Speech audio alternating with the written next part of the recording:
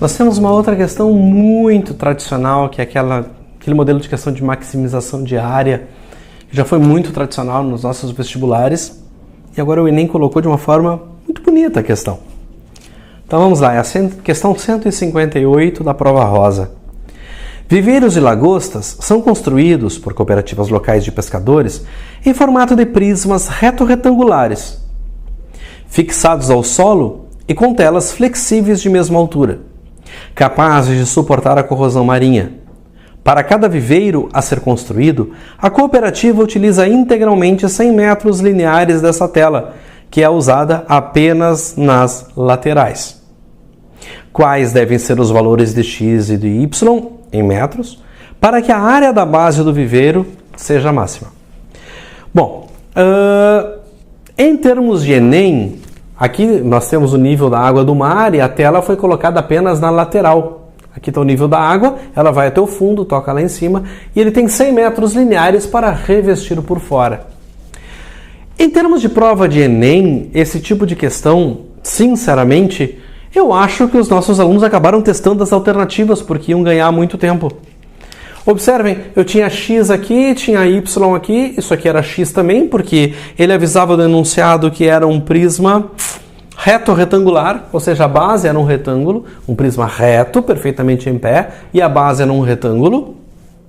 Então, se aqui é x, lá é x também. Se aqui é y, aqui é y também. Então, eu tenho 2x e 2y. Bom, e ele pede os valores de x e y para que nós tenhamos área máxima. Olha, a maioria das crianças me disse, eu acabei testando. Eu vi que na Argentina era 1,49, dava uma determinada área. Na Brasil tinha 1,99. Não, 1,99 não dá, porque era 99 e 99. Nós não teríamos tela suficiente. 10 e 10. 10, 10, 10, 10. Isso aqui não nos deu. Nós não usamos os 100 metros de tela que nós dispunhamos. 25 e 25 e depois 50 e 50. 50, 50, 50, 50. Não deu, a gente só tem 100. Entre as respostas, obviamente que era 25 e 25.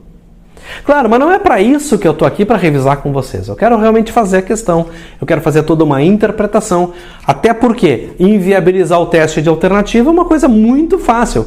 Basta que o examinador que está montando a prova não queira que tu teste.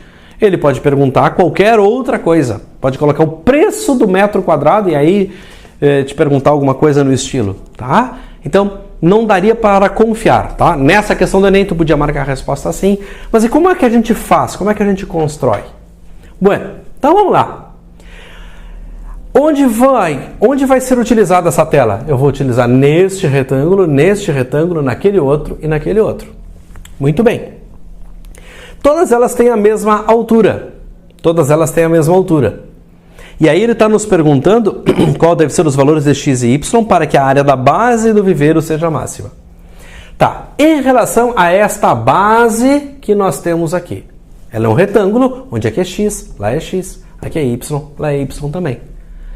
Então, observem que se nós somarmos dois valores de x com dois valores de y, isso obrigatoriamente tem que fechar os 100 metros de tela linear que nós tínhamos. Tá? A tela fechou aqui. Mas legal, aqui embaixo ela mede x, aqui ela mede y, aqui ela mede x e aqui ela mede y de novo. Então eu sei que 2x mais 2y é igual a 100. Legal. Bom, daqui facilmente eu consigo ver que dá para simplificar todo mundo por 2, de onde se conclui que x mais y é igual a 50. Só isso não me adianta muita coisa. Ok. Mas o que ele pede? Ele pede que nós determinemos o valor de x, os valores de x e y para que a área da base seja máxima. Então, o que é que nós precisamos calcular? Precisamos calcular a área da base. Ok. Na base nós temos que figura? Temos um retângulo que mede x e y. Certo? Então, a área da base, x vezes y. Tranquilo até aqui?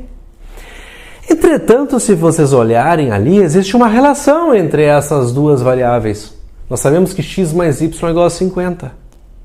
Então, meus queridos, nós podemos facilmente isolar uma delas. Por exemplo, o y. E o y seria 50 menos x. E esse y, que é 50 menos x, cai como uma luva aqui. Então, esta área da base, que nada mais é do que a área do retângulo, é x que multiplica 50 menos x. Aquelas pessoas mais treinadas em polinômios já identificam que isso aqui é um polinômio de segundo grau e colocado na sua forma fatorada. Tá? Um fator, outro fator, uma raiz nula, uma raiz 50. A positivo, A negativo, portanto se trata de uma parábola de boca para baixo, com cavidade para baixo. Aí outras pessoas me dizem, eu me perco um pouquinho. Então vamos multiplicar. Se nós multiplicarmos esta área da base, vai ser x vezes menos x ao quadrado, x vezes 50, 50x. Pronto, agora não tem mais desculpa. Aqui está a nossa função de segundo grau, que eu havia apresentado para vocês antes da sua forma fatorada, que por sinal é muito mais útil. Então está aqui uma parábola de concavidade para baixo, onde uma raiz era o 0 e a outra raiz era o 50. Então nós podemos fazer o esboço desse gráfico para ver o que vai acontecer. Então, fazendo os nossos eixos, aqui está o eixo x, aqui está o eixo y. Cuidado, não é aquele y, é esse y aqui, é desta função, e ela é a função área. Então aqui nós temos a área. Então no eixo das ordenadas nós temos a área. Ok? Ela é uma concavidade para baixo com a raiz 0 e com a raiz 50. Uma raiz 0 e a outra raiz 50. E aí o que nós temos? Nós temos aqui a maior área possível. E essa maior área possível coincide justamente com o vértice da parábola. A abscissa do vértice exatamente é a média entre as abscissas, portanto aqui é 25. Então esse é o valor de x para que nós tenhamos a área máxima. Legal, voltando para lá, se o y é 50 menos x, se o x é 25, o y é 25 também.